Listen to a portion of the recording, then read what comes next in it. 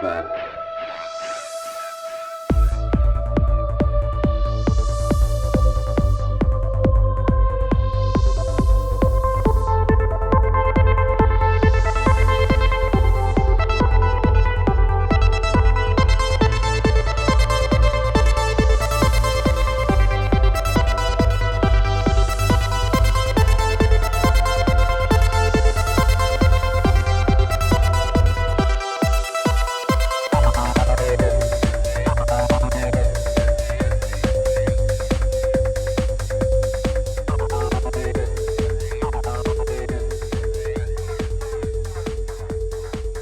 What's up? Another episode of Perfect Podcast. I'm your host, Ricardo, and also known as Ricky France. And a great episode for you today. We have the co-founders of CT Freedom Alliance, which is a Connecticut organization right over the border from where I live. I live in Massachusetts. These guys are in Connecticut fighting the good fight. And I'll read right from their Facebook page. The mission of the CT Freedom Alliance is to create a true marketplace of ideas regarding strategies for preserving and expanding our constitutional and civil rights, including medical and religious freedom. And as you guys know, if you've been listening to the show for a while, it's a topic I'm very passionate about. Having the freedom and rights over your own body and your children's bodies, and to be able to get all the information and make that decision on your own, I think is super important. It's a topic and a fight that is truly important to me and dear to my heart. So I can't thank these guys enough for coming on the show and sharing their personal stories. Brian Festa and Don Jolly from the CT Freedom Alliance, the co-founders, share their personal stories on what led them to meet and come together to start this organization, and those stories will absolutely pull your heartstrings, so hopefully you really appreciate them sharing it. One thing that's been coming out of this whole COVID hysteria and this whole lockdown stuff is that shows like Valuetainment, hosted by Patrick David, and shows like London Real, hosted by Brian Rose, they're kind of mainstream shows that have a lot of celebrities, famous people, best-selling authors, super uncontroversial people talking about super uncontroversial topics. And, for example, Patrick David was known for having, Kobe Bryant. I remember watching that interview he did with Kobe Bryant before he passed away. It got tons of views and all that stuff. So to be able to have a channel like that, a show like that, now have somebody on like you just had recently, Robert Kennedy Jr., and I know for a fact other shows won't have Robert Kennedy Jr. on. I mean, Del Bigtree just announced it on my show last time he was on, how Robert Kennedy Jr.'s people and Del Bigtree's people have been trying to contact Joe Rogan about going on, and he'll only have people on from the other side of the debate, but he won't have somebody on like Robert Kennedy Jr. or Del Bigtree, which is, it's heartbreaking because he was a huge influence to many of us, even London Real. And now, instead of him continually doing what he initially did, and that's give people different perspectives, being completely open-minded to so many different type of discussions. Now it seems like he kind of picked a team on this topic. And Robert Kennedy Jr., the Valuetainment interview, I highly recommend you guys checking it out. You can get Valuetainment London Real on any podcast app, but you can also find their video versions of their episodes on YouTube. So I highly recommend checking those out. And I can't thank those guys enough for probably exposing a lot of people who aren't really into alternative perspectives on the mainstream narrative, exposing them to alternative perspectives and really helping people become more open-minded to the idea of vaccines, because they know that these hosts don't have an agenda. They're not pushing a perspective. They're just open-minded, and that's what I love about what they're doing. I mean, they've had multiple guests on who are pushing back against the mainstream narrative in regards to COVID-19 and coronavirus. And these are huge, huge shows. I mean, shows much bigger than mine. And they can easily stay away from these controversial topics and just kind of keep doing what they're doing. But the fact that they're willing to talk about this stuff and have controversial guests on, and it's only controversial because of the fact that this information is being suppressed. So anybody who's saying anything against what mainstream media is saying, then it seems controversial. But like Robert Kennedy Jr. has said, like if you listen to him talk long enough, you realize like it makes sense. There's very few people who will listen to what he has to say and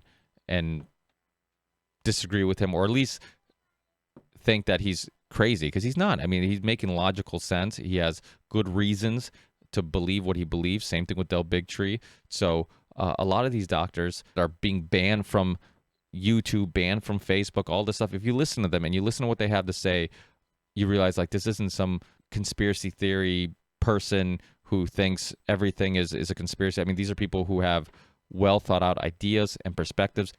I think, like I always say, people need to see all sides of the argument, all sides of the perspective if you're going to let them decide. And if you're going to decide for them, then what you're saying is that we're idiots and we don't have the ability to look at all information and decide for ourselves. And that's Big Brother for you. I mean, that's the government deciding that they're smarter than you. They know what's best for you better than you know for yourself. And that's a huge issue. So hopefully we keep spreading these conversations. And that leads me to, let me hurry up and try to finish this intro. Spread these conversations. In the show description, you'll see links to our Patreon page. And I can't thank you guys enough from the bottom of my heart, everybody who's been supporting the show financially. Even if it's just $1, it goes a long way. I've said it before and I'll say it again. If everybody contribute $1 who downloads the show, then I could do this full time. So it would be awesome if everybody just contributed $1. But if not, please share the show, tweet the show, text it to somebody. Do whatever it takes to get these conversations out there. Post it anywhere you want. Take clips from the show. If there's a part of the conversation that really sticks out that you enjoyed, that you think should be highlighted and is important, take it, put it up online as just a short clip. Nobody will get you removed from YouTube. I won't get you in trouble. It's all open source, so I don't care. Share it. Do whatever you want to do. I really appreciate it if you do. Rate the show, review the show. All that stuff helps with getting the word out there, and that's the most important thing. I mean, the music that you hear in the podcast, you can get that anywhere you can get digital downloads. It's another way of supporting the show. That money goes to supporting the show. The artist is Theory 6. It's my solo project. The song you hear in the beginning of the show is called The Ripple Effect. You can find that anywhere, including Google Play, Amazon, iTunes, all that stuff. So if you want to support the show that way, you can. But for the time being, if you can't support the show financially, please just share the stuff. And also share the other stuff, the other shows, Valuetainment, London Real, The High Wire, the No Agenda podcast. I mean, they've all been doing great work with covering this issue. James Corbett just came out with a great video on Bill Gates. Share that stuff. All this stuff is super important. There's been so many great people in the alternative media, and now some that I would call kind of mainstream media, like Valuetainment and London Real, who are hitting on this topic from a different perspective, and we should do our part in also helping spread their work. So thanks again, guys. Hopefully everybody's staying safe. Hopefully everybody's staying sane, and I will see you on the next one. Peace.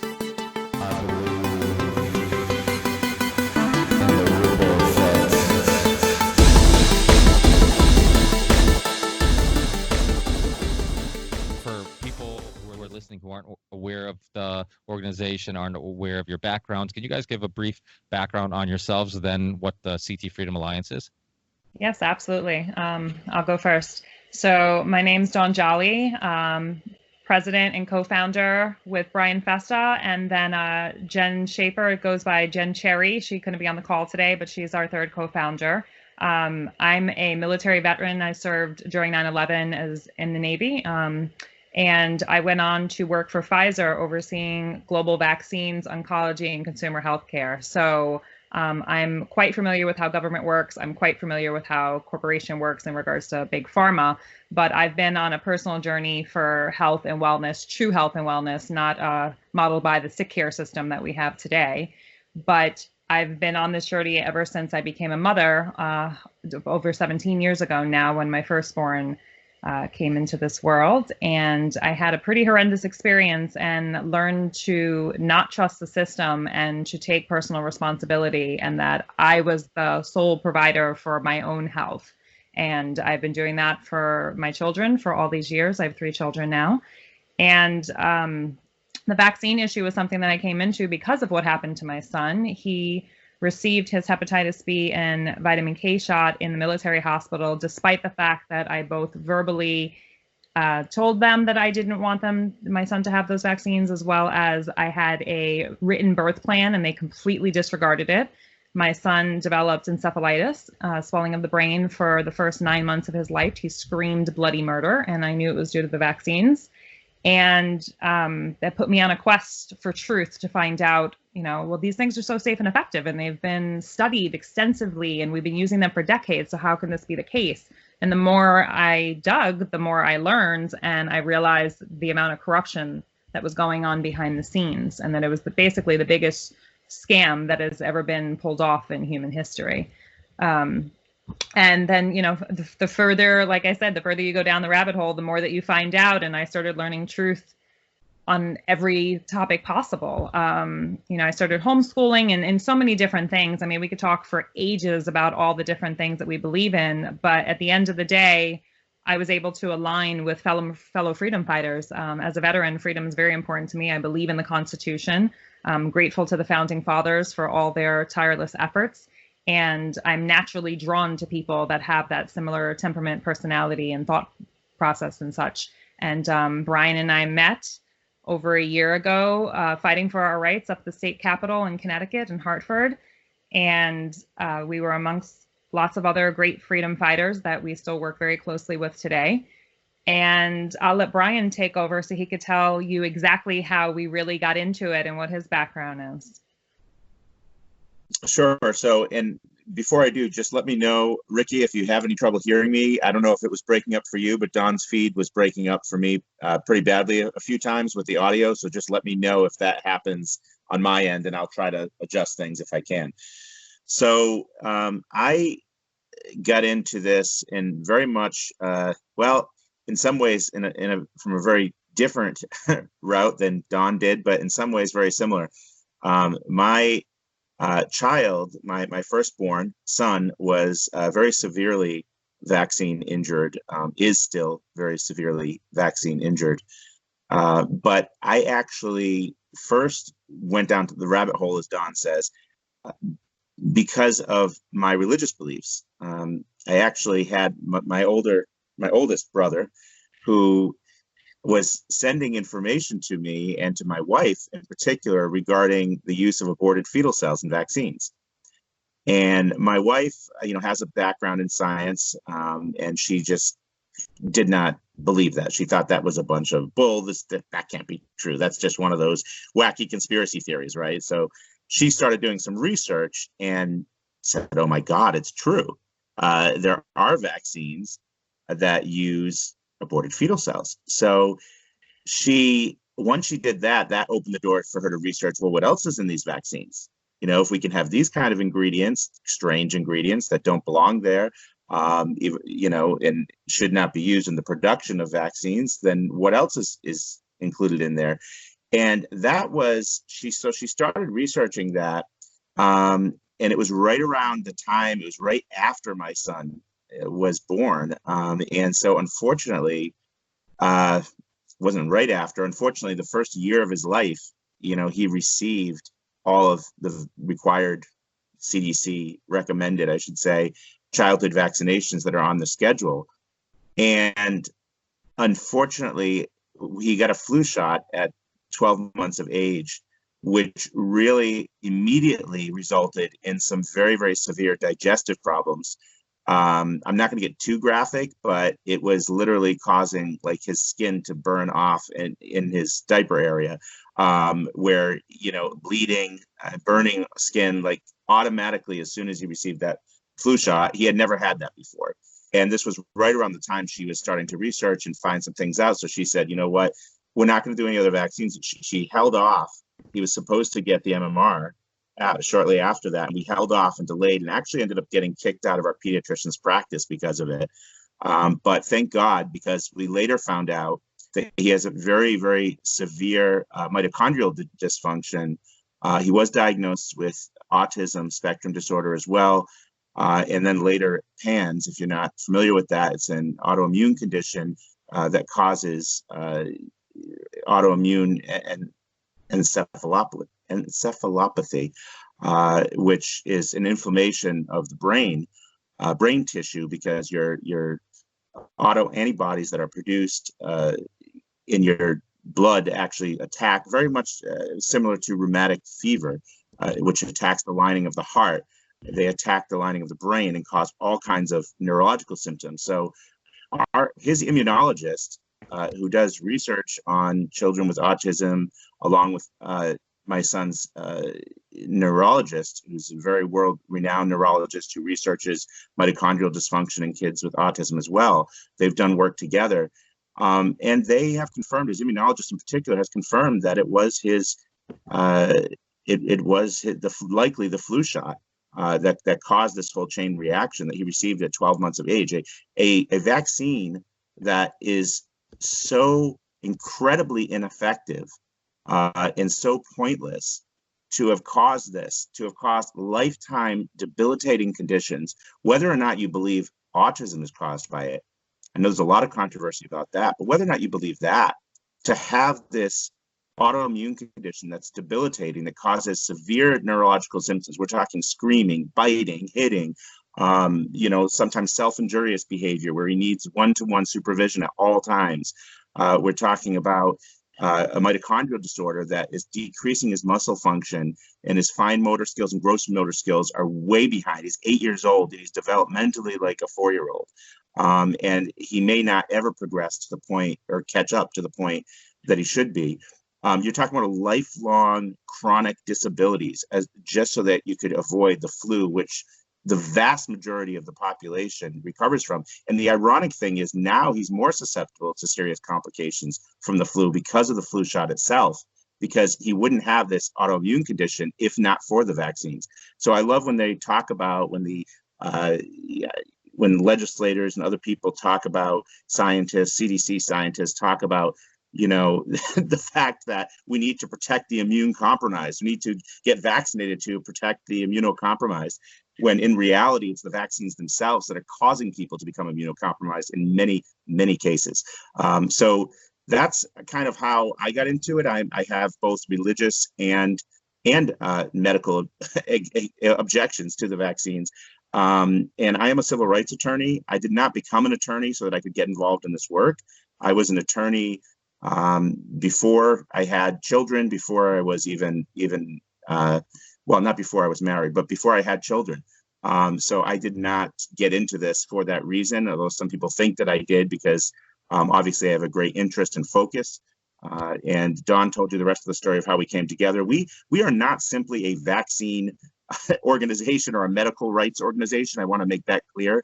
We are a freedom and individual rights organization. We believe in protecting constitutional rights, and our motto is to preserve and expand our freedoms. Okay, so it's not merely to protect what we already have, but to gain more individual rights. So we are very much, we don't align with any particular political party, but we're very much libertarian in that respect in our worldview.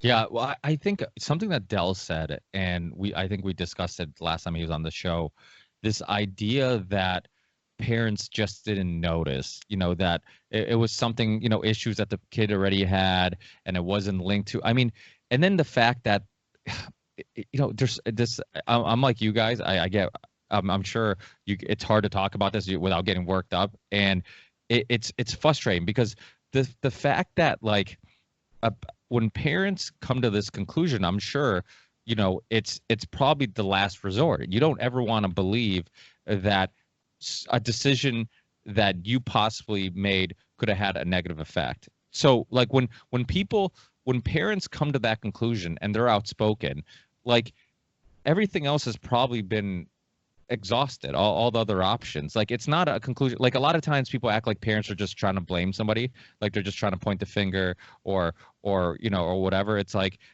no, I think a lot of times, Del said this, that he thinks it's probably a last resort. And was that inner dilemma that you guys had? Was it something that you initially knew, had something to do with the vaccine? Or did how did that come about? Were you completely sure initially, it definitely had to do with the vaccine, or did you go through the doubt, maybe it wasn't, maybe it was, maybe it was another issue and it was coincidental? Well, did you ever have those internal dilemmas? I'll let Dawn go first.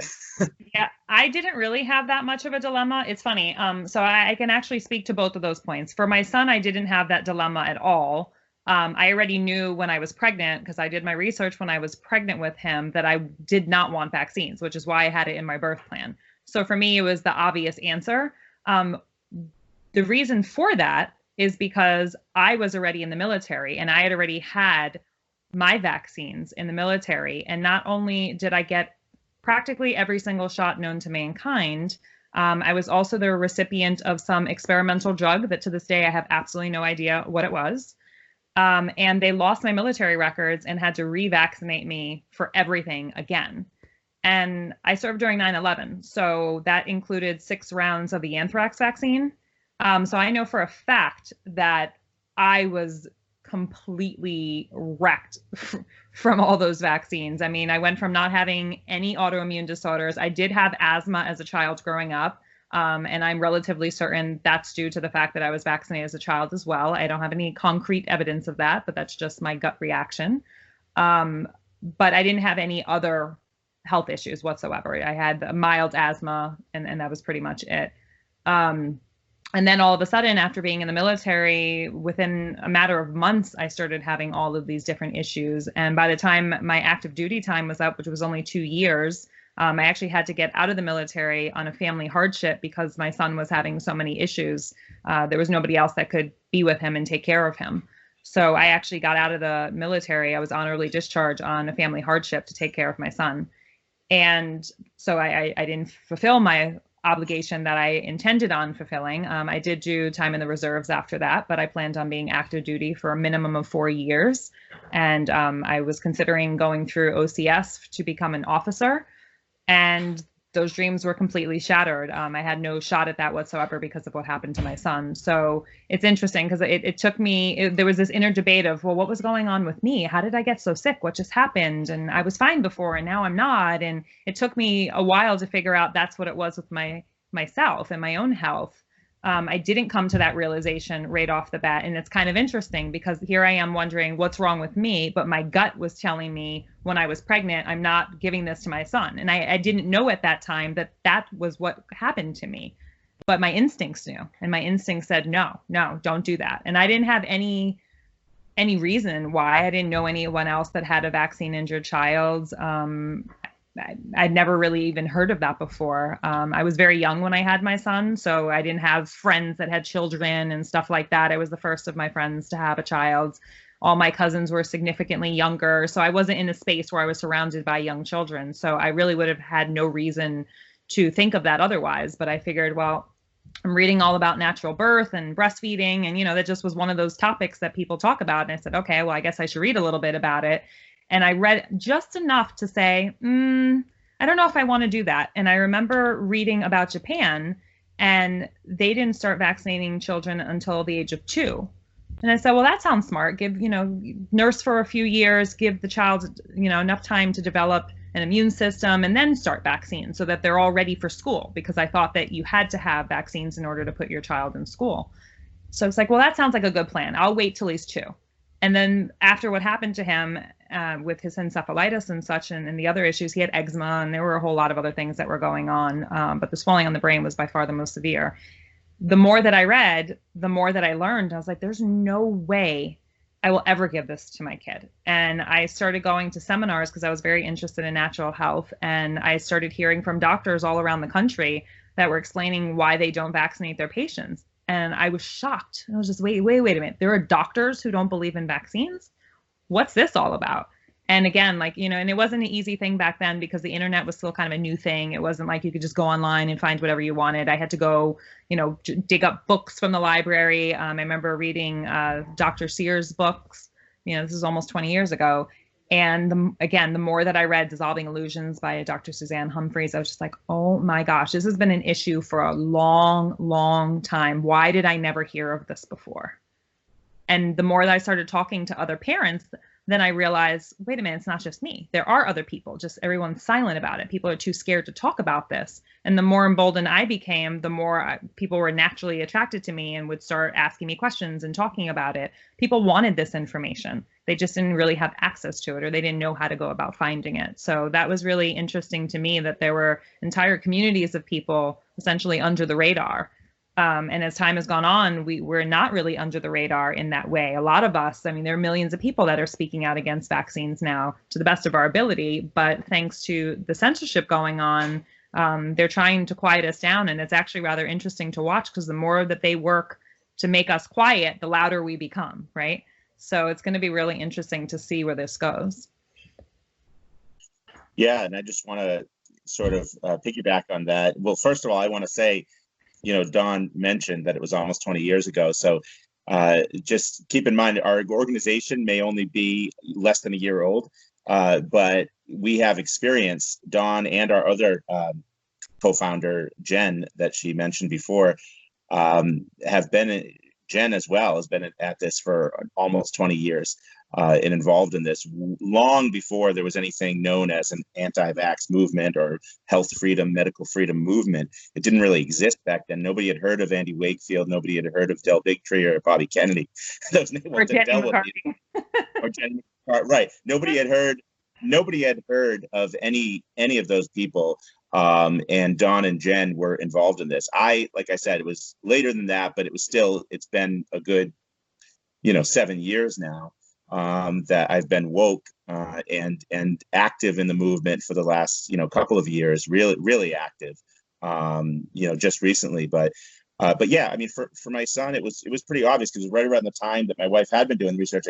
And keep in mind, my wife, like I said, she has a science background, and you are taught in school, whether it's in the medical profession or whether you're going to become a research scientist, whatever, you're taught not to question those things. And actually, there's jokes made about it that you're a lunatic if you question those things. So you're discouraged from even looking at it, because everybody, overwhelmingly, you're taught in the scientific and medical community, supports vaccines and says they're 100% safe and effective. And there's nothing to see there. Like, don't look at the man behind the curtain or door number 2 over there. There's nothing to see. So she, even though, my wife is incredibly proficient researcher and very prolific researcher. She spends and reader. She spends an incredible amount of time reading and researching. That's one area she didn't really go to, because there was enough people telling her that it's fine, it's safe, and people that she considered authorities and considered to be trustworthy. And so when there's enough voices like that, it's very hard sometimes to sort of buck that trend, and to be that rebel. And so again, that's another credit to Dawn, because obviously she's was rebel enough even 17, 18 years ago, to do that when nobody else was. But I mean, for my son, it was quite obvious, because my wife had been researching it right around that time. And then as soon as he gets that flu shot, right when she was still questioning, but she got the flu shot, she gave him the flu shot. Right after that, all those symptoms started. So, and then began a very slow regression. So up until the point of like 18 months, I think, he had reached all of his developmental milestones on time. There was absolutely no concern at all. All of the books that we read and all of the doctors, or his pediatrician, I should say, said that he was meeting all of his milestones. And then he started losing things after 18 months. So he started losing things that he had already gained. So it wasn't just that he stopped proceeding and meeting his milestones. He actually regressed, that he lost his language, for instance. All right. He was putting sentences together, putting words together and forming sentences already, which you should be at that age, right? You should be not only saying words, but by 18 months, you should start saying sentences, right? He actually stopped doing that. He couldn't form sentences anymore. And he lost some of the words he had been able to say.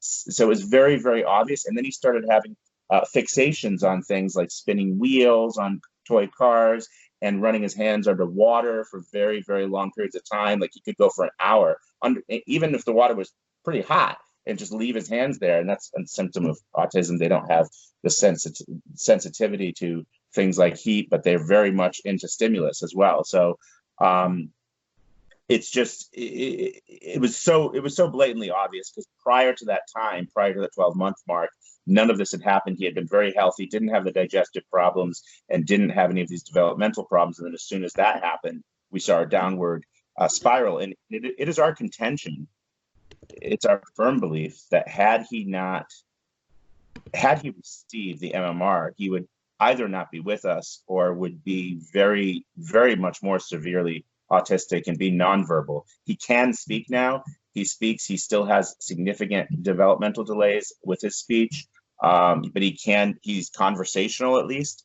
And sometimes there are certain words that only we can understand and others can't, but he at least can speak. But without, if we had given him the MMR, it would have been disastrous. Well, I think a huge issue is that we put pediatricians and we put doctors on this pedestal where if they're recommending something to us and they're saying that the science has been figured out and this works and that doesn't work, or do this or do that, we just tend to believe them. And recently, not too long ago, I had Jim Abrams on, who is a filmmaker who did The Naked Gun and a bunch of those movies, Airplane, and I'm sure you guys probably remember some of those. Those were some of my favorite movies growing up. But he has, I don't know if you're familiar with the Charlie Foundation, but the Charlie Foundation is named after his son. His son had these super violent seizures, and just newborn having violent seizures, and he was famous. He had resources. He had money. He could cut in line to see the best doctors in the world. And for years, he's going to see all the best doctors, going to the best hospitals. He has all the resources right in front of him. And they're just basically, he's a guinea pig of try this prescription drug, try that. They did some surgery, all this stuff. And years of this kid, dealing with these violent seizures, obviously the stress, as having any type of a child with, and any health issues like that, it can put a lot of stress not just on the child but on the family, the siblings, and everybody. So eventually he runs into this John Hopkins research that showed that they had success in the 70s with using the ketogenic diet as basically curing these seizures, because you can, once your body goes into ketosis, you're using ketones as the energy source, and you're basically burning fat for energy instead of glucose. And in many cases, that's the issue. They can't use glucose as an energy source.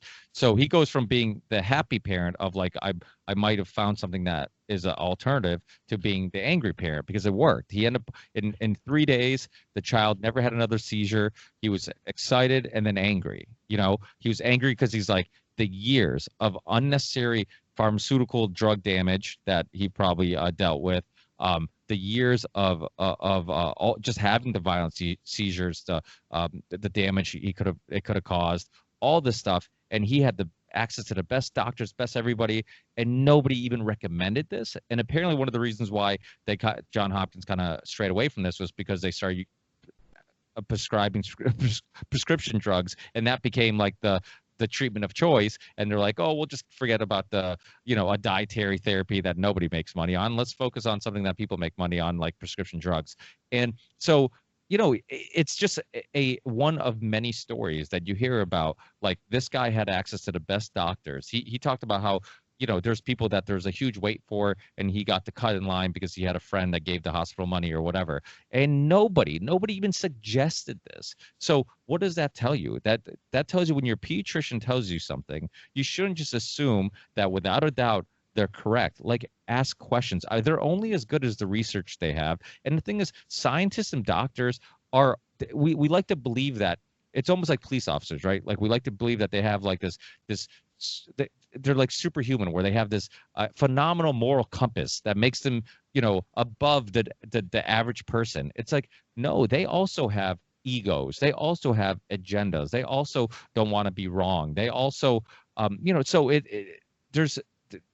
they can be corrupted. I mean, they're not beyond the average person, and it becomes a huge issue. And like Don was saying, like, speaking out to me is like always been one of my biggest gifts and curses at times. I'm sure Don would probably agree, where it's do you get in conflict sometimes? I mean, my wife will look at me, like if we're at a social event or whatever, and somebody brings up a topic that she knows I disagree with, and she'll see me like just like biting my tongue, and then eventually I have to talk, and she and I tell her, I'm like, the reason why I have to talk is because there's gonna be people out there who are going to be embarrassed, ashamed, worried about public shaming, and they don't talk about it. And when you come out and talk about it, you give them a little sense of like, oh, I'm not the only one who feels like this. Oh, I'm not I don't have this taboo outside the box thinking that's unusual or whatever. It's like you'll be amazed how many more people will come to you. I mean, I have friends,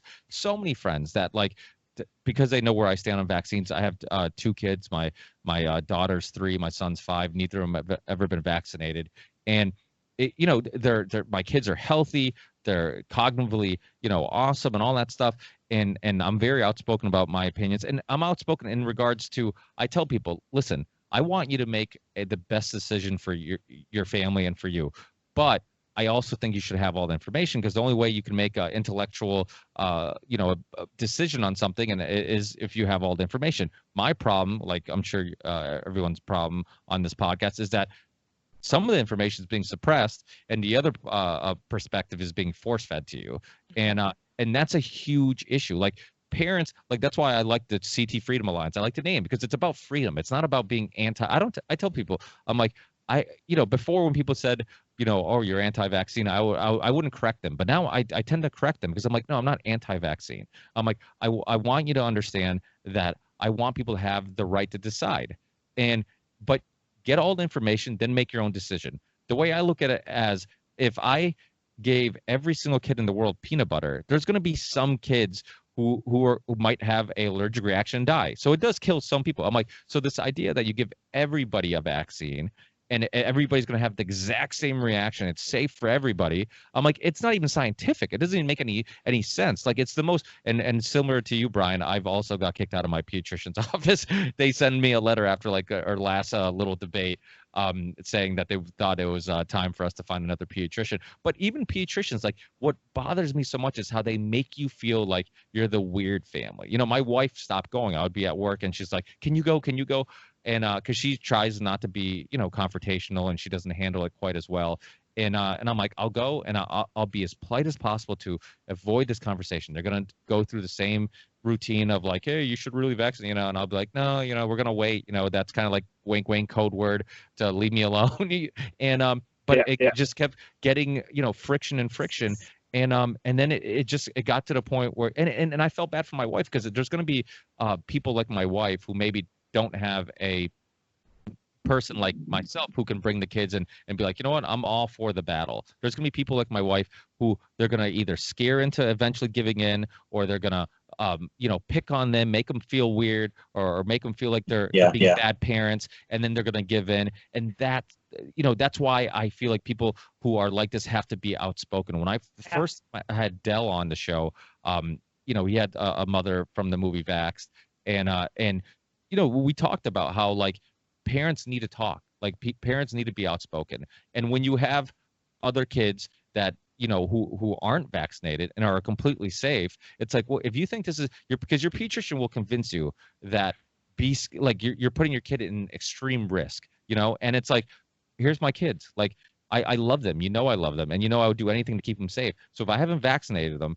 and my son's 5 and he's never sick, he doesn't have any medical issues whatsoever, here you don't have to take my word for it. Like, I believe in what I say so much that I'm willing to prove it with my kids, and my kids have become an example of. Yeah, I'm in the same, almost the exact same boat. My son's 8, my daughter's 5. She is not vaccinated, and she is perfectly healthy. She is one of the healthiest kids you will ever meet. She almost never gets sick. When she does get a cold, she'll get a cold maybe twice a year, and she's recovered from it within 2 days. Never has an ear infection. She had one ear infection as a baby, never had another one. I know other parents who fully vaccinate their children, and they're bringing their kids in for not one set of ear tubes, but a second set of ear tubes, and maybe more, because they're getting so many recurrent ear infections, which is there's evidence that that's linked to vaccination, very strong evidence. So it's just ridiculous to me how people can't see that, because, and they'll say, oh, that's just anecdotal. That's just anecdotal. Well, when you and I both have case studies with that, right? Right. We have case studies. You have it, Dawn. You have it, Ricky. I mean, it's just this, what you said a few moments ago, I just want to touch on. You said it's not just one size fits all with medicine, right? Not everything works for everyone. That's the whole idea behind precision medicine. And we have to remember that, in no other really area of medicine does it work that way. Do they prescribe the same exact drugs for every person, regardless of their conditions, regardless of their medical history? Think about it. But think about the dosing, right? A 225-pound male is going to get the same dosing as a 5-pound preemie baby.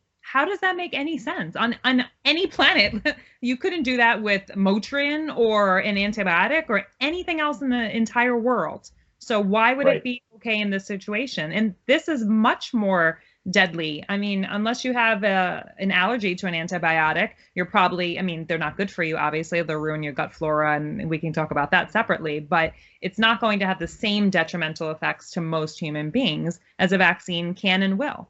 Because my personal belief, and I have my own case study, like I explained with my son, but I also have a 15-year-old daughter and I have a 3-year-old daughter who have never had any vaccines whatsoever. And they're as healthy could be. Like, we could have anything running through the house or through school or anything else. They don't get sick.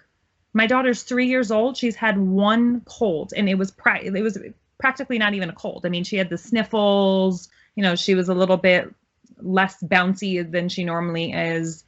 She wasn't sick. She doesn't have to go to the doctor every 5 minutes like all of her little friends do. All of her little friends that are routinely vaccinated, whether it's fully on the schedule or not, they get most of their vaccines, or at least some of their vaccines. Like Brian said, they have ear infections, they have constant colds, they've caught the flu. I mean, just the list goes on and on and on. My kids don't have that stuff. And I've worked so hard to recover my son over the last 17 years. His immune system is very strong. All 3 of my children nursed for several years each, and they eat 100% organic, non-GMO foods. We hardly ever eat out. You know, we might get a pizza every now and then, or, you know, we might go out for a special occasion, but I make all of our food from scratch. I'm hopeful that we can get into gardening at some point. So I am a pretty good cook. I will say. Thank you, Brian. And, you know, they take supplements that their body actually needs, and we don't overdose on supplements either. And they're whole foods based. We don't do processed stuff.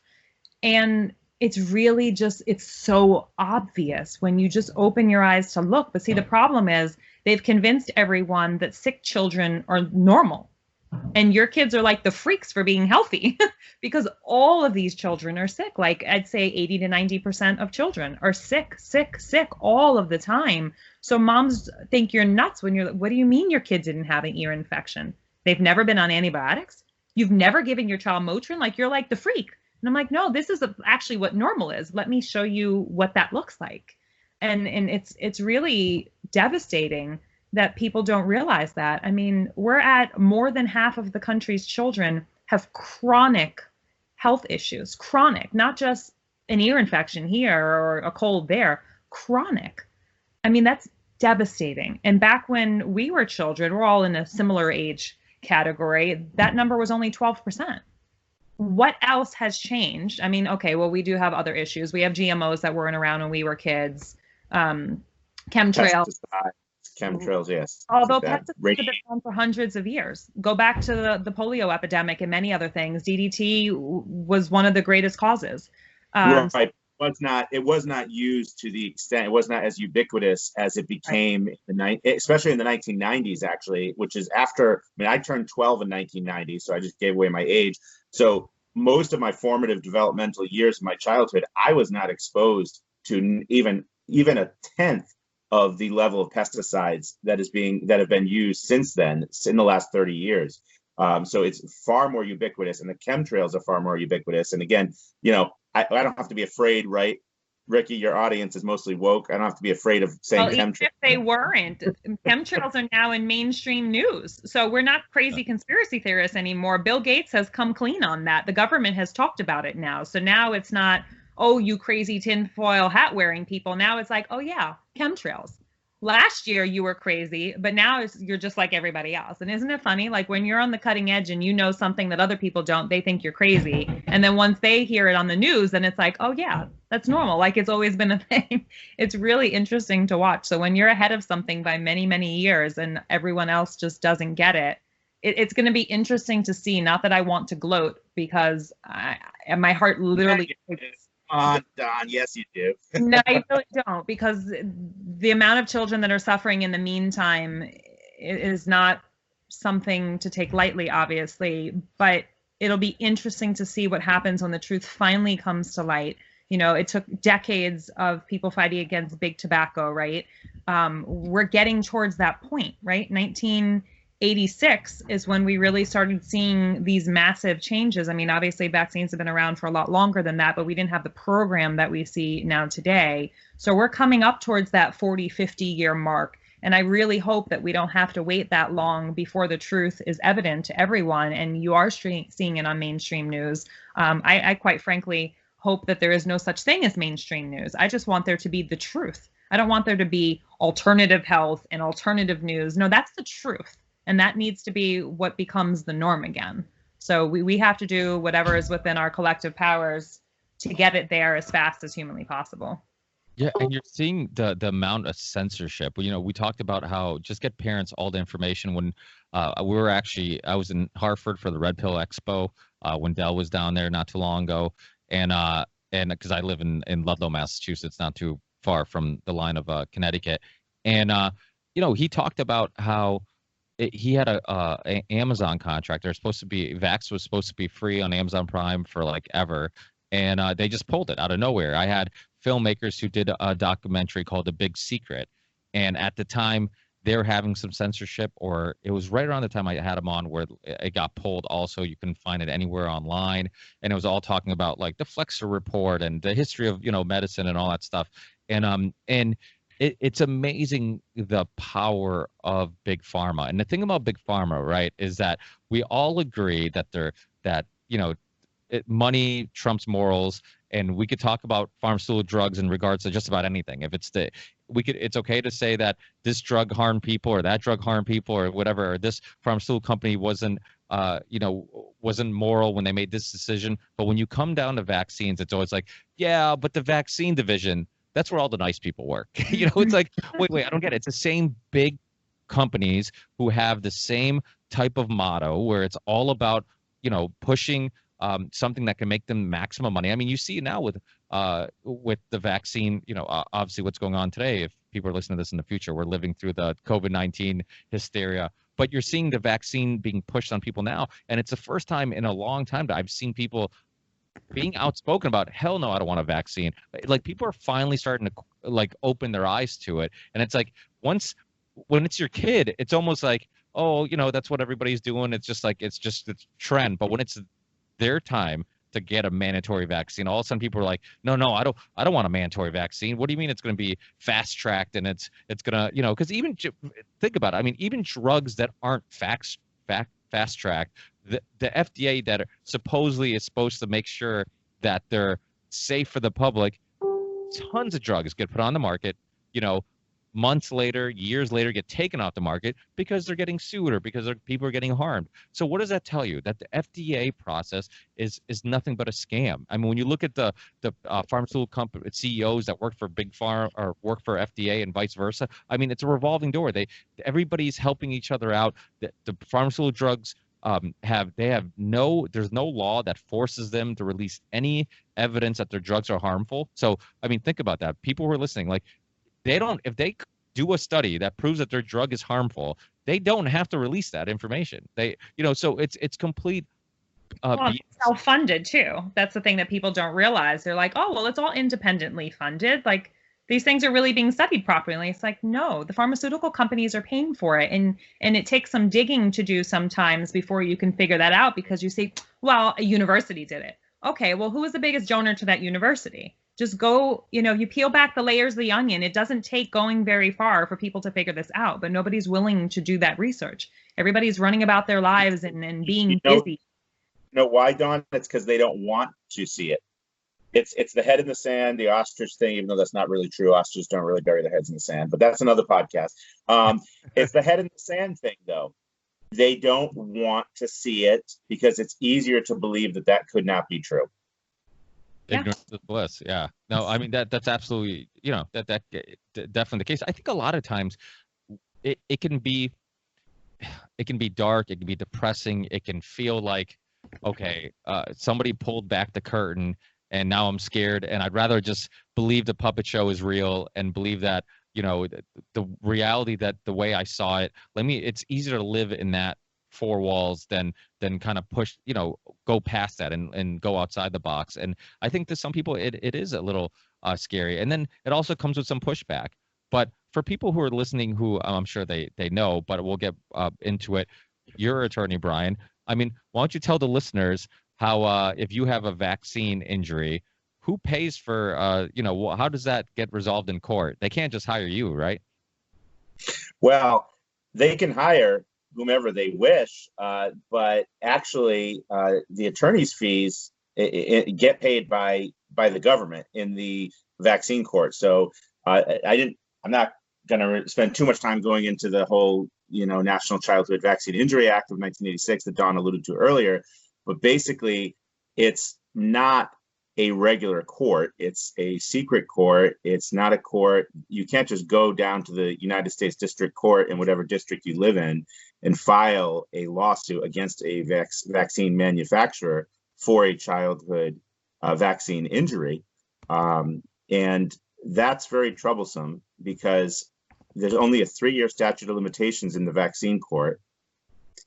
And it's not 3 years from the time that you first realized that the vaccine was what caused the injury. In most other statutes, there's language when you knew or should have known. But the problem with this is it's not when you knew or should have. It's when the very first symptom manifested is what the language is. So regardless of whether you knew that it was caused by a vaccine, which we didn't until many years later, okay, those digestive symptoms. Now, again, we realized there were a lot of things going on because my wife was researching, but we had we are very conclusive now, but we were not conclusive back then because it could have been caused by a number of things. And in fact, the doctors were telling us that it's not caused by that. So when you have a doctor saying it's not, how can you say that you knew definitively that's what was causing it? Now I tell the story now, I act like we knew 100% because we know 100% now. But when you're going through it, you never know 100%. And you never know, even with any reasonable certainty, if all of the medical professionals, all of the healthcare professionals are telling you you're crazy, then why would you ever think you could bring a claim in a court of law to seek damages when no medical professional will even tell you that's what's causing it? So by the time you get enough evidence together, and it's extensive testing, by the way, that we had to do to prove a lot of this, okay? I'm not even going to go into all the tests. It's because I don't even remember them all, quite frankly. Again, my wife is the science and medical person, but we had to do a great deal of testing to prove. I mean, a mitochondrial dysfunction, for instance, you need a muscle biopsy to prove that. So under anesthesia, my son had to have a muscle biopsy taken. That's not something that's like routine that most doctors will even do. You have to find, actual, there's, you have to have other evidence. You have to have doctors that are on board with you, and that have done the research and have done their homework and who understand that there is real causation there. So all of these things take time, and by then, usually the 3-year statute of limitations has lapsed. So it's very, very difficult to recover. Most people can't recover. And by the way, if you mention autism, your case is actually automatically thrown out because autism is not listed as one of the conditions that can be caused by a vaccine, one of the injuries, one of the compensable injuries. Nor is the mitochondrial dysfunction. There's very, very limited class. There's a very, very limited class of injuries that you can recover for. That's way more limited than what the vaccines actually cause. So it's really a sham. The vaccine injury court is a sham court. It's not a real. I mean, it's not real due process. No, it's actually like a kangaroo court. In my opinion, it's unconstitutional. The National Childhood Vaccine Injury Act should have been struck down a long time ago as unconstitutional. And I'll encourage your listeners to read the Justice Sonia Sotomayor's dissent, which was joined by Justice Ginsburg, not my two favorite justices on the court, but they actually wrote a very, very brilliant dissent in in Wyeth, what is it, versus Brucewicz. It's a 2011 United States Supreme Court decision. Wyeth versus Brucewicz, I don't have the site off the top of my head because I didn't know you were going to ask me about this today. Or I would have done a little more preparation, but I at least remember the case name and the year and who wrote the dissent. The majority opinion was written by Justice Scalia, and it's a terrible decision, except that he does admit in that decision that vaccines are unavoidably unsafe. Yes. So that's good language, but basically he uses that to say, hey, listen, there's nothing they can do. They're unavoidably unsafe, so you can't, be holding them liable. The pharmaceutical companies aren't to blame for this because, you wouldn't be able to have vaccines if you were able to sue for every injury, then you basically vaccines would have to be illegal, which maybe wouldn't be such a bad thing. But anyway, it's a terrible decision by Scalia, a great dissent by Sotomayor and Ginsburg. So I encourage you to read that if you haven't already. You probably already have, Ricky. But. Yeah, I think that's another really interesting conversation. Is that if you talk to anybody who even has looked into this, they'll say, well, there could be some harmful effects, because that's another argument you hear sometimes.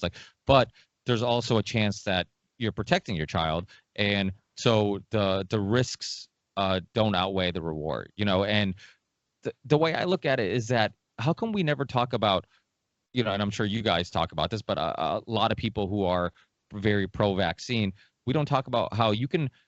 If you want to protect your child, how about you stop giving them McDonald's? How about you give them some organic food? How about you give them probiotics? How about you give them, a decent multivitamin to take daily? His nutrition, get them enough vitamin C and vitamin D in their diet, get sun, fresh air, all that stuff. Get their immune system strong. So, and then when they do get sick, they have the ability to fight it. Because what doctors are telling you, or pediatricians are telling you in some cases, they're just telling you, get this vaccine, this is going to protect them from whatever, but they have no idea what's going on when you go home with them. I mean, they could be stuck in front of a tablet all day, eating junk food, and it doesn't matter what vaccine you give them. It's not going to strengthen their immune system, where even if they get sick, they could possibly still have issues. So to me, it's it's so obvious that they're pushing vaccines. They're not pushing health. They're not pushing, anything else that doesn't get them, money, right? I mean, and the vaccine courts, like you said, it's the thing that people don't realize is that you basically taken all liability in pushing vaccines. The taxpayer pays for any money family gets. So the vaccine companies can just keep pushing it, and you've seen incredible. The pharmaceutical companies actually would have to pay, but the attorney's fees are reimbursed. Okay, so the vaccine courts, any money that goes towards the family, it does come from the pharmaceutical companies? Well, I was talking about the attorney's fees before, because you asked, can somebody hire me? Yeah. Yeah. So, but I mean, over 4 billion, actually going on 5 billion now, isn't it, Don? It was over 4.3 billion last I checked, but that was some months ago. I thought it was up to like 4.6 now. Whatever it is, $1 billion has been paid for injuries, but that's such a tiny proportion of the money, of the injuries, I should say, that actually should be compensable. That can't be brought. The Harvard Lazarus study stated that somewhere between 1 and 10% of actual vaccine injuries ever even get reported. So if we're talking let's just say 4 billion right now, I can't even do the math to know what the heck that would be if we're only capturing 1 to 10%, but it's got to be in the trillions that should have theoretically already been paid to date. But to me, that's not what matters. Who cares about the money? Yes, we need the money if God forbid you have to bury your child or they need lifelong care, but we need to stop these injuries from occurring. In the meantime, sure, I believe in freedom of choice, right? CT Freedom Alliance, that's why we named it. We want to align with others that believe in freedom. But I don't want really the freedom for you to poison your child. I want to make vaccines safer. So if you choose to get your child vaccinated, right, because that is your choice at the end of the day, that at least the likelihood of harm is going to be far less significant. I 100% do not believe in them, period, end of story. People keep saying, well, aren't you going to get the COVID vaccine? I had somebody in my family reach out to me yesterday. Well, this is terrifying. And I'm like, only because you're being led to fear. That's it. You're feeding right into it. If you lived, right, let's say, on a farm, right, in the middle of the country somewhere, and you didn't have television. I haven't had television in 18 years. I refuse. I choose what media I want to ingest on a daily basis. I choose the news articles. I choose the podcasts. I choose the YouTube videos. I don't consume anything unless I want to. I'm not going to be force-fed anything. So if other people were living like that, they wouldn't be consumed with fear. They just wouldn't. I only keep up with things because I like to know what's going on. I'm not the type to bury my head in the sand. I like to have a hefty dose of reality.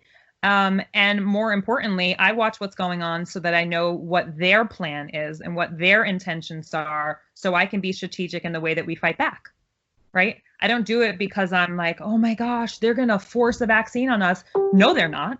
Period, end of story. You're not forcing a vaccine on me. You're not forcing a vaccine on my family. And there are millions of other people who are saying, no, thank you. That's not going to happen. Yeah. So we can't and buy you know what? thing. They're going to force us. And we're we going to take about over. The government, whether it's the government or the pharmaceutical industry. And by the way, I think I misspoke before, because you were asking me about what's paid out for the injuries themselves, not just for attorney's fees. And that is paid out by the government, but not the pharmaceutical companies. But it really doesn't make a difference, because you know what? The government and the pharmaceutical companies are so in bed with each other that it's the same thing. It's the same thing. The money may be coming from different sources, but the money's flowing between the CDC and the pharmaceutical industry. It's so incestuous that basically I look at them, which is sometimes where I get tripped up a little bit by that with the vaccine corp, because it's basically the same thing. Like the pharmaceutical companies have become an arm of the government, have almost become like another branch of the government. And the media.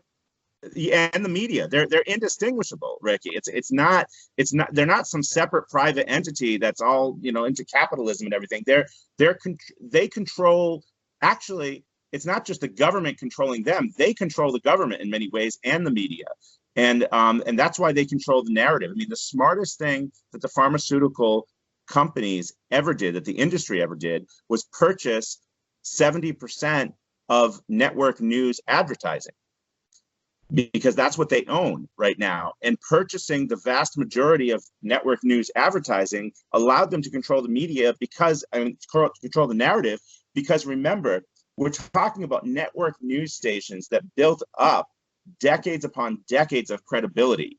NBC News did not start with the advent of television in the late 1940s and early 1950s. It goes back to the days of radio, okay? And CBS as well was a radio station first, okay? So this is going back like 100 years now, okay, of credibility. Even if you're saying fake news, as President Trump did when he started his campaign back in 2015, it doesn't matter. Even if people believe that over the last 5 years, that's 5 years of saying fake news, as opposed to almost 100 years of credibility before that, when everybody said that they were, for the most part, very, very credible, the Walter Cronkite types, okay? You have many, many decades of credibility. You're not going to destroy that in 5 years.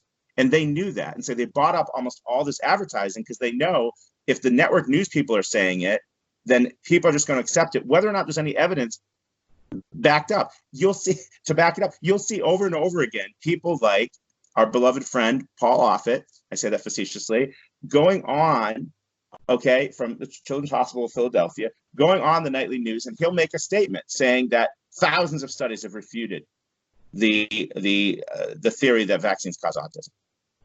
And he'll just say that, but they'll never ask him the follow-up question, which the obvious follow-up question is, can you cite some of those studies? What are they, so we can go read them? That will never be asked. You'll notice that. That's never asked, because there is no answer to it. There's no good answer to it. There is somewhat of an answer, and the CDC proudly touts that on their homepage, that vaccines don't cause autism. But Yeah. what they forget to say is the only thing they ever studied was the thimerosal in the MMR. That's Yeah, it. Any vaccines on the schedule. They didn't touch any of it. But there's no good answer though. And when they say that there's been no studies that prove any harm from vaccines, again, the follow-up question is never asked.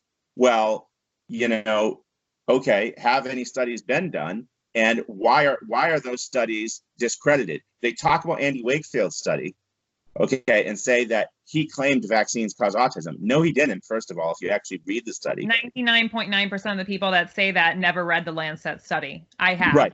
Sure, you both have, but most people say that never. It doesn't say that. He was studying the evidence. There was evidence of measles, all right, in the guts of these children. It was a very small case study of children, okay, that was, and so he was just looking at that, and he saw that there was a correlation, okay, between the incidence of autism, and suggested that there be further research. He never drew a conclusion that the MMR causes autism, but simply for suggesting that that should be researched was enough to get him absolutely destroyed. Well, they made an example out of him. I mean, that's really what it comes down to. But I actually want to go back to what we were talking about a few moments ago in regards to the media and the government. A lot of people that are starting to wake up to the vaccine issue, or that in the movement or learning about this, are aware of that, but they're not aware that the exact same thing is happening in the telecommunications industry. And as we've been on lockdown and during this whole COVID pandemic, people are not realizing what's going on in regards to 5G. 5G is rapidly deploying all throughout the nation, all throughout the world. As we're sitting in our homes and people are sitting down like watching Netflix all day long, they have no idea what 5G even means. And they also don't realize that the telecommunication industries are granted the same form of immunity from legal liability, just like the pharmaceutical companies in regards to vaccines. It's literally like the same thing. You can look at the FDA is just as complicit. You can take the CDC and see that the FCC is just as complicit. And when we had the Vaccine Injury Act that was signed back in the 80s, people don't know that a very similar act was signed in the 90s, granting this insane amount of leeway to the telecommunication industries. So now we have Verizon and AT&T and T-Mobile that are all racing against each other to essentially turn us into a police state. Like, that's basically where we're heading with this. Like, you can look at this from a privacy and a surveillance aspect. You can look at it from a national security aspect. And the health effects are, I don't know if they're more alarming, but certainly just as important. People have no idea how dangerous the current technology that we are using on a day-to-day basis is dangerous as it is. And because it's not something that people can see or touch, they don't tend to realize that it's just as dangerous as, cigarette smoke or anything else that we can, point to. The World Health Organization has labeled wireless radiation as a class 2 carcinogen, and people don't realize that. That's cancer causing. So we have cancer causing agents by pesticides being sprayed on our food, genetically modified foods, vaccines, tons of other pharmaceutical products, wireless radiation. I mean, the list is going on and on and on. You can't even get clean water and clean air. They're poisoning us in every way possible. And people still really do have their head in the sands, and they don't want to believe that these things are possible. Even when you provide proof of what they did back in San Francisco with the bridge and all the gassing, and what they did to New York City subway systems when people were being gassed, and the Tuskegee experiment. And I mean, we can go on and on and on with examples of what the government and corporations have done to literally crimes against humanity. And people are still like, oh, well, that was a long time ago. And like, it's not relevant because it was, 30 years ago or 50 years ago, and it's still happening today. It's just, they've gotten much more clever and deceptive in the way that they go about things, that people literally have no idea what's going on right under their noses. It's almost like people believe that suddenly in the last 20 or 25 years that human nature has changed. We've all become these kind, benevolent beings that would never harm each other. Like the government, like the United States government wouldn't do that. They wouldn't do those things that were done long, long ago. Like, we're better people now. It's almost this very, I don't know what I want to call it, but it's this it's this kind of, I don't know what the word for it is, but it's this kind of feeling that we've risen above and that we're superior beings now. It's very I can't, arrogant almost. I don't know, that's not really the word I'm looking for either, but it's almost this kind of arrogance that we've risen above that, and we're not, that human nature isn't. No, human nature is the same now as it was 5,000 years ago. Okay, it's the same. It hasn't changed. Is on the flip side of that there is this collective consciousness, right? Whether you believe in the Q stuff that's going on in the world or not, I'm not even get into that whole thing, but they're calling this the Great Awakening, right? And I must say that while a huge chunk of the population seems to be fast asleep and not paying attention, I'm seeing more and more and more people that are rising to the occasion and saying, wait a minute, what's going on? Just yesterday, Bill Gates put out a tweet and he was talking all about the new COVID-19 vaccine, and he can't wait to vaccinate 7 billion people in our world's population. And I literally scrolled through, I don't know, I'd say at least 4,000 or 5,000 of the comments, and there were over 6,000 comments, and not one of them was positive. Every one of them was nailing him to the wall. Like, everybody on that thread was woke. They all knew what was going on. And that wasn't something that we would have seen even 2 months ago. It just wasn't. There would have been the random person here or there saying, oh, well, we know, what your agenda is. And everybody was like, oh, thank you so much. You're going to save humanity. And like, none of that. None of it. I didn't see one comment supporting what he was saying. So I'm loving that. That's been the most exciting thing to me throughout this whole situation as people are in quarantine. We've been doing much like what you're doing, is bringing original content to our members and our viewership, and talking to people and really hearing from brilliant minds all around the world. And people are aware of what's going on, and people aren't going to stand for it either. So we're not sitting by idly just watching this whole thing unfold. We're getting active, and we've been very active. Going back to what you were saying when we first got on, we haven't had a break. We were busier than ever before. The only difference is we're not actually able to go up to the Capitol. We can't lobby. There are some things that, we can't do right now, given the circumstance. Brian can't actually go to work, but he's still working a full-time job and doing this and raising children and homeschooling, and, and we're doing the same thing over here. And we're literally busier than ever before. And I love it. I absolutely love it. I mean, it's amazing to see the world on fire in this kind of way. Like, people are waking up and they want to take ownership and they want to get involved. And it's a really scary and exciting and amazing time to be alive. So. And on that note, if you want to get involved and you want to find out more about the Connecticut Freedom Alliance, our website is ctfreedomalliance.org. You can also find us on Facebook by just searching for the group CT Connecticut Freedom Alliance. We have a public page. If you visit that, it'll say visit the group, and you can request to join. And then we also have a Twitter page, which is very active, at Keep CT Free. So follow us there as well. And we are constantly, as Don said, putting out original information, original content, new information, breaking news. We stay on top of everything, whether it's locally here in Connecticut or across the region and the nation. We have a vast network that we've created. And actually, that's something I want to sort of, I'm not announcing it here for the first time, because we have told our members, but we are expanding this into a nationwide organization. It's not going to be simply the Connecticut Freedom Alliance. That will still remain, but we are going to have a national presence, and we already have that network in place to build on, with leaders from all over the country, states from the West Coast to East, North to South, and we are very excited about that. So there's going to be a lot more coming out. We're not backing down. We're not afraid.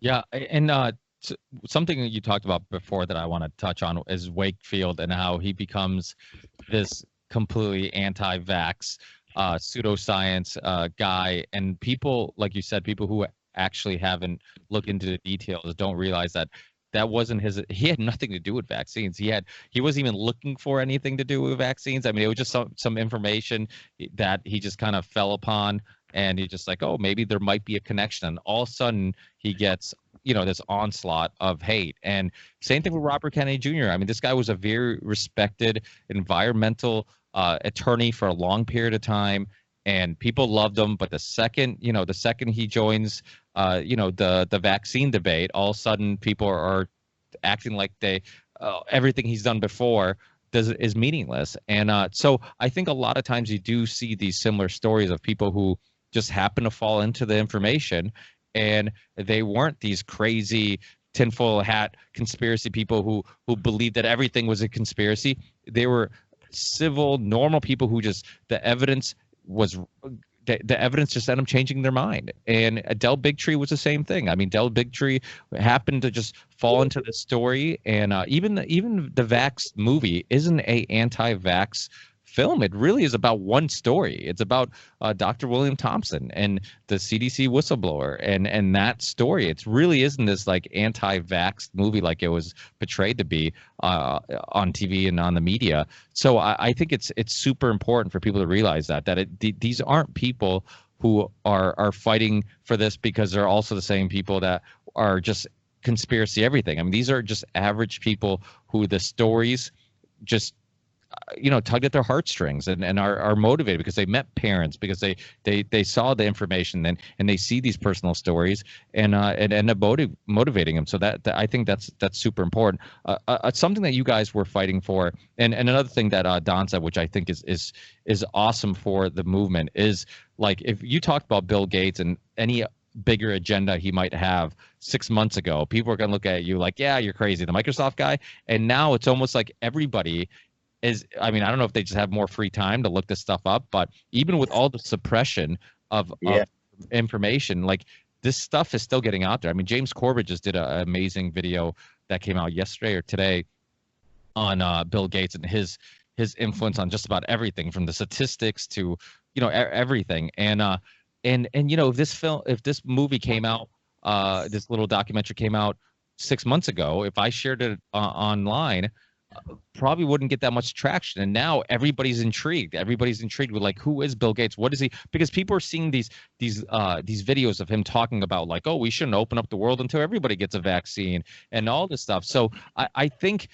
initially, yeah, you want to add something, Brian? Rick, can I just jump in for a minute? I just had a thought and I want to share it with you. What if, and again, we're not going to get into the Q stuff, as Don said, but what if this is part of the plan? What if President Trump knew that by locking everything down, they would become even more aggressive and try to take advantage of this pandemic and put all the scary stuff out there, that it would scare people into waking up? And so he actually allowed it to happen for the purpose of creating a larger truth army. I mean, I'm much like... What if this is part of the plan so that they do get aggressive and try to take our rights away, and that creates a huge truth army? And then, since there's more American support for it, he can do what he needs to do to shut all this down, to shut Bill Gates down, to shut the pharmaceutical industry down, to do all this stuff by creating that. That's what I think is going on here. I'm convinced of it now. Because that makes sense, Ricky. It makes sense. It makes the most sense, because everybody's been saying, when is Trump going to save us? What is it? Listen, I'm not here to praise Trump 100%. All right. Listen, nobody I can trust 100%. All right. But, well, maybe Don. But I mean, for most people, okay, I'm not going to trust any leader. I'm not going to follow any leader blindly. However, I do believe that he is fighting these people, and that he said during his campaign some things that indicated he knows. He definitely knows what's going on with vaccines. He started that safety commission with RFK Jr. And there's talk now, will Bill Gates shut it down? Why did he allow that? Well, I don't think he allowed anything. The time wasn't right. But he knew that if he were ever going to go after them, he would have to create an environment of public support against these kind of mandates. And against people like Bill Gates, he would have to create a tidal wave. And how do you do that? By having this public health crisis, shutting everything down, everyone's seeing how scary that is, and then jumping on board so that he can do what he needs to do. I really think that's what's happening here. Yeah. Or, by the way, your microphone sounds a little weird. I don't know if you just got further from the computer or whatnot, but maybe that's it. Is this better? No. No, a little bit. It's my technical problem. I am gonna have to go in a little bit, but we can continue. I might just have to turn my camera off, and because I have somewhere I have to be. Okay. Yeah. No problem. And yeah, but or maybe the plan was, because you look at like the oxychloroquine, the fact that, you know, when Trump was bringing it up, Fauci kind of, you know, he kind of made people think like, oh, that's not something you want to do. You know, there's no real science, even though he come to find out he was actually linked to a study in like 2005 with the SARS virus and oxychloroquine. So he knows that there's some benefits to it. It does seem like they were trying to push the vaccine thing. And then it all kind of it might have just blown up in their face. Like, I don't think they expected, because before this all happened, there was a lot of brainwashed people who would give you the typical lines of like, no, vaccines don't cause autism. Vaccines have been proven to be safe. Vaccine, you know, all the typical stuff. But now it seems like it's almost, if the plan was to push this vaccine agenda, it almost seems like it blew up in their face, because now a lot of people are like, they're learning about Bill Gates's, you know, sketchy history and his influence in media, his influence in the world of health, all these organizations he's a part of. And then it almost seems like it's biting them in the ass now, because so many people who never would have questioned vaccines are now starting to question things. And I think even question the virus itself. I think there's a lot of people are looking around and it's like, where's all the stories of hospitals being full? Where's all the stories of people dying and all this stuff? Like, yeah, people are dying, but in no more drastic rate than a bad flu season. So it's like and look at Neil Ferguson. I mean, Neil Ferguson, he's been off with his predictions every time he had a prediction of any virus. You look at Fauci, his history during the AIDS epidemic had a huge, these huge numbers, these huge predictions, and then afterwards just said, well, I'm glad I scared people into taking it seriously. So he's completely okay with just scaring the shit out of the public. And so, I think whatever the plan was, if it was to push the agenda, it almost seems like it's the opposite has happened, and even with the censoring, like all the censoring, like a lot of these videos that people are censoring, like when they censored David Icke on London Real, it only brought more attention to London Real. And London Real, Brian Rose, the host of it, he'll have controversial people time to time on, but it almost seems like his anger because of what happened there, he's had more and more doctors on talking about the coronavirus hysteria and how it's overblown and how the research is bad, the data is bad. We have false positives. We have all the you can't even trust the tests in regards to what do they even know that is the actual virus that they're looking for. So there's all these things. So it's only motivated people like him even more, because it's like the more you censor people, the more it seems like you have something to hide. And I think that people are starting to realize that. It's like, the two doctors that had that video that went viral,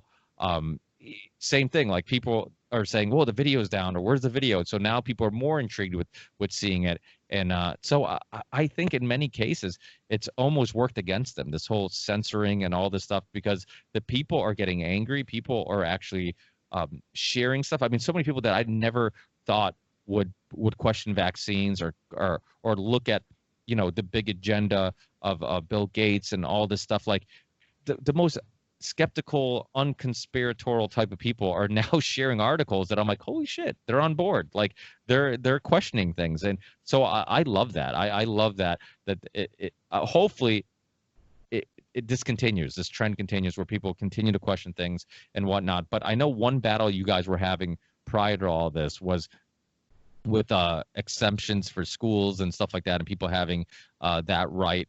Is that something that, because it seemed like prior to all this, that was something that, that was a right that a lot of parents like myself, who were my kids, my son went to preschool, like that's something that we're worried about. Like, are they going to force us to have to homeschool? Which nothing wrong with homeschooling. I mean, I'm okay with that, but a lot of other parents, are they going to have to force them to homeschool? Is that something that you think is going to become more of an issue after all this, or do you think it's actually going to improve that fight? Well, actually, the funny part about that comment is the Harvard was actually having a summit on how they can go about banning homeschooling. I don't know if you're aware of that or not. I heard through the grapevine that they actually canceled it today, but I don't believe them. I think they're just going to have it behind closed doors. HSLDA is a international organization that fights for homeschooling rights. There's a lot that I could say about that. I'm not going to go too deeply into that, but they're another organization that seems to be doing amazing things on the outside, and I have no doubt that they have helped many, many, many families over the years. However, many of their partnerships are quite questionable, so I have my eyes on them. They've done a lot of work with Google and some other organizations that seem to be rather sketchy. So again, I'm going to be watching them very closely. But in the meantime, they became the subject of massive scrutiny by Harvard. And a woman, I can't recall her name right now, I believe her name is Elizabeth, perhaps Barnett. I'd have to look it back up. But she's from Harvard, and she said, you know what? I think we should ban homeschooling. It seems to be an alternative right Christian crazy thing that parents want to do. There's a lot of child abuse going on. And she just went on and on about all these things that are just completely insane. And I actually saw an article from Forbes magazine bashing her, which I was really shocked to see, Forbes standing up for homeschoolers. And they said homeschooling kids are some of the brightest, most amazing, diverse children in the country. What are you talking about? and it was really interesting to see. So I do think homeschooling is going to be on the rise. I think more and more parents are waking up to that as well. There are a lot of issues with the public school system. And of course, Bill Gates has his hand in that as well, thanks to the whole Common Core nonsense. I mean, there's really nothing he doesn't have his hands in that's not a disaster at this point in time. The whole meat industry, now that he's funding all this fake meat, and Tyson and Smithfields and all these other large-scale industrial farmers, which quite frankly, I hope they go under anyway, because we need to go back to having small farmers and supporting companies like Butcher Box and some of the other ones that are out there that are only dealing with sustainable farming practices and taking much, much better care of their animals and treating them properly. Of course, they're still being slaughtered, and people will look at that as inhumane, especially if you're vegan or vegetarian. You have moral objections, which I understand. But at least the animals get to live the lives that they're meant to live, and they're living off the land and they're being treated well, as opposed to factory farming, which I just think is absolutely horrendous. So I actually kind of hope that they do go under, but I think we need to be giving much, much more support to all of our local farmers and making sure that we're strengthening our small scale agricultural business. And Bill Gates doesn't want that either. So he's teaming up with many different organizations to push for the fake meat products, which of course are fully processed and probably full of genetically modified foods and GMO soy and God knows what else. But back to the schooling aspect of it, parents have been waking up. Homeschooling has been on the rise for quite some time. And now that the CDC has issued their guidelines for going back to school, which of course in many states include mandatory vaccination for COVID-19, assuming one of the 100 different vaccines that they're working on right now actually come to the market, which they're saying could happen anywhere between September and January. They're saying that children will have to wear masks and they'll have to stay 6 feet apart, which is not even possible in a classroom setting. I mean, I don't know if people haven't been to school in so long that they don't remember what it's like. If 20, 30 kids in a class, they're not going to be 6 feet apart. So it's going to be really interesting to see how they intend to roll this out in school districts across the nation. But I've talked to a lot of parents who have children in public and private schools, and they're like, if that's the way it's going to be, I'm not sending my kid back to school. So we're going to have to figure out this whole homeschooling thing. And that's another thing. People don't realize what they're doing right now. If you had a child that was previously in private school or public school before this happened, what you're doing now is not homeschooling. Homeschooling children go to museums and beaches and parks and all sorts of amazing things. That's the beauty of homeschooling. It's flexible. It's lovely. Your child gets to learn in the manner that they see fit and that you as a family decide upon. You're not in quarantine when you're homeschooled. So this is not homeschooling. This is just doing some distance learning nonsense at home. It's very different. Yeah, no, the thing that worries me is that that Trump fast-tracked the vaccine. What is it, Operation Warp Speed or whatever? Yep. And that worries me because he he was one of those people when he first got into office, and there's even a debate, one of the debates he had where he was questioning vaccines, and then he got in office, he was working with Robert Kennedy Jr. and all that stuff, and then apparently, I don't know if you ever saw the clip of Bill Gates talking about how he went there and he was having a conversation about vaccines with Trump, and he's like, oh, Robert Kennedy Jr. is telling me this stuff, and he's like, no, he's like, he doesn't know what he's talking about. He's like, they're proven to be safe. There's nothing to worry about, this and that, and it's like, it's Bill Gates having some influence on how Trump thinks or what he believes. So there's definitely times where it seems like he's on board, and then there's times like this whole warp speed thing where I'm like, okay, I'm a little confused. Like, I know. Do you feel the same way? I do. I've been watching this very closely. I'm not one that takes sides. I'm sure you've heard of the whole Shiva Bobby debate. Then there's the whole Trump versus the Democratic Party. I'm not a fan of what the Democratic Party has been doing over the years, but I've never been registered as a Republican or a Democrat. I don't like labels. I don't like boxes. I like to stand on the outside and see what's going on. And that's what I've been doing with Trump throughout this entire thing. So sometimes it does appear that he's totally with us, and then it seems he's totally against us, and it's back and forth and back and forth. So I'm still observing. I'm not pro-Trump, but I'm not anti-Trump.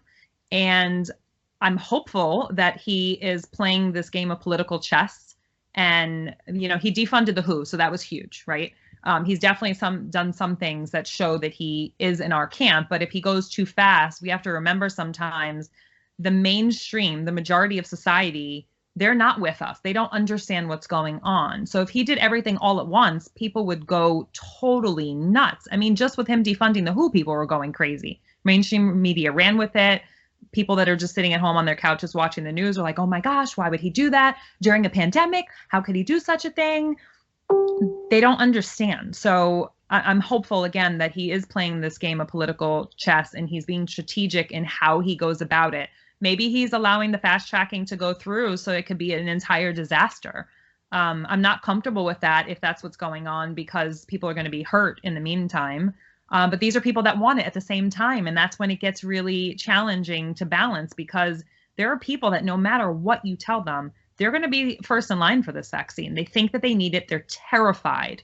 And they're going to do it anyway. It doesn't matter if Trump stood up and said, don't get this vaccine. It's bad. It's going to hurt you. They're going to collect your DNA. They're going to have microchips inserted in. They're not going to listen to him. There's no way they're going to listen to him. So maybe he's just trying to speed up this process so that we can get back to our lives and create our version of the new normal. Because they keep saying, this is the new normal. This is the new normal. No, this is not my new normal. I reject it. But I also don't want to go back to the insanity that we were dealing with prior to this either. So I think that we need to collectively raise our vibration and our energetic frequency so that we can create a new normal that's much better than what we've had. Yeah, I don't call it social distancing. I call it social conditioning. We're accepting, this lifestyle that is not free. It's not freedom. It's not. I mean, this idea that people, when is it going to end? This thing, it drives me crazy because it's like, how many deaths are acceptable? I mean, 20,000 people die every day of hunger. We don't care about them. Hi. We don't care about them. People die every day. And it's almost like people were naive to the fact that when they were going to work, when they were doing their everyday routine, like people were dying. We just didn't report on every single one like we're doing right now. But people were dying. So now if we take anything like the flu, for example, if we take a bad flu season, we report on every single person who died, every single time there's a new case, every time somebody passed away, it would eventually also scare people enough to the point where they would feel like it's similar to the coronavirus. And I think that's a huge issue. I think most people were just naive to the fact that, when you people die daily. I mean, it's not, this isn't new, so it does. But the Trump thing, it is weird because I go back and forth with him. I'm the same. I'm just like you. I don't pick teams. I don't, I remember when the election was going on, when I would say something negative about Trump, people got on top of me. They said, oh, you love Hillary. No. And when I would say something negative about Hillary, people would get on top of me and say, oh, it's because you love Trump. And I'm like, no, it's not. I'm like, I'm not picking a team. I'm looking at every specific thing. as it is. I feel like humans are way too complex, or at least should be way more complex in their thinking to be able to fit in a box where you join Republicans or Democrats or progressives or whatever it may be, or libertarians, and you say, I agree with this team on every issue all the time. It's like, no, we should be much more open to debate, to having our ideas challenged, to looking at things from different perspectives. And so anytime you jump on a team and you're obviously not thinking for yourself, just defending the team. So I think that's a huge issue. Is that the Brian in the background? Oh, I can't hear you. I think it was Brian in the background. And yeah, I mean, I completely agree with what you just said. And again, that's why it all comes back to freedom, right? And this has been such amazing an experience to be able to talk to you. It's always awesome to align with someone who gets it and who truly does believe in freedom. We don't have to sit at the table and agree on every single thing. That's the beauty of diversity, but we can still sit at the table and talk, you know? So thank you so much for everything that you're doing. We definitely appreciate this opportunity, being able to talk with you, and we'd love to come back on sometime in the near future, because there's so much to talk about. I'm sure that we could be talking for the next 10 hours. Yeah. There's like you said, the farming thing, what was his name? Joel Salatin. I've had him on before. I'm sure you're you probably are aware of his farm and all that stuff. But yeah, I mean, there's so many different avenues we can go down, because when it comes, I mean, this is really a human health issue, and when it comes down to foods and chemicals, I had recently the guy that the movie Dark Waters. I don't know if you watched it, about DuPont and how the C8 chemical that was put on non-stick pans and all this stuff. They hit all this research, and that they knew it was harming people.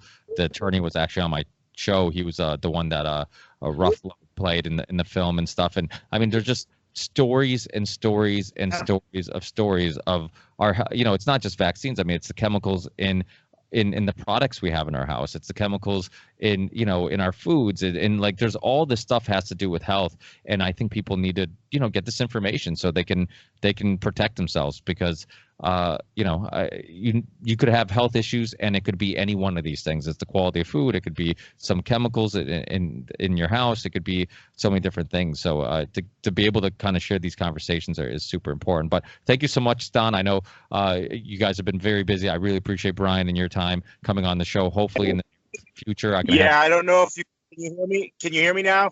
Yes, we can hear you. I was losing a signal because I'm traveling. I'm sorry. I thought we had a hard stop at an hour, so I would, if I had known, I would have planned differently, but I apologize for that. But yeah, I echo what Don said. I really appreciate you having us on. It was great to talk to you and to get to know you a little bit, and I look forward to having more of these conversations in the future. Yeah. You guys have an open invitation. Anytime you guys want to come back on, we'll be more than happy to. And especially as now Brian announced the organization is expanding, that's something else we can talk about, and any future plans or whatnot. And we'll all keep an eye out on this scenario as it develops, and this story as it develops, and see where it goes from here. And I'm sure we'll have plenty to talk about next time. We absolutely will. Thank you so much, Ricky. Have a great evening. Hey, you too. Enjoy your weekend. Thank you. All right. Take care. Bye.